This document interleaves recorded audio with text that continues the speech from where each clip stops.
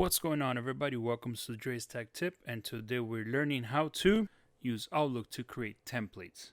Let's jump right into it. Alright guys, so as you can see, I have the email written already. It has all the information that I needed. The senders, to whom am I sending it to, the subject, and as well as the body of the email. So now we need to save this to use it for future references. So we're going to go to File. We're going to go into Save As. And in here, we need to change from message, from .msg to .oft. Okay, so that's for Outlook template.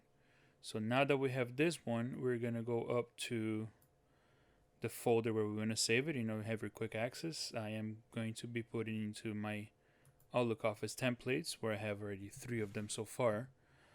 And once I go ahead and click save over here, that file is saved. So now that it's saved, we can go ahead and close this. No, we do not want to save any changes. We don't need it.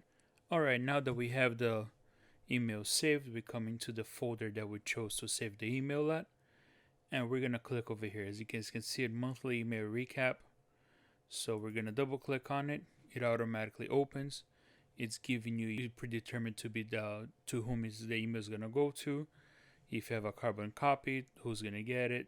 As you can see, the subject is already pre-filled, and so is the subject, with the exception of one thing over here.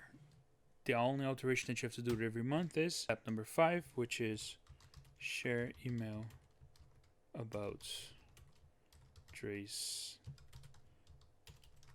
Tech tips with friends. Alright, so now we have this, and next step is click send, and the email is gone.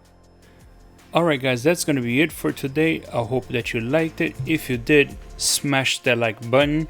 Don't forget to subscribe, and let me know in the comments what else you guys want to learn. Have a good one. Be safe.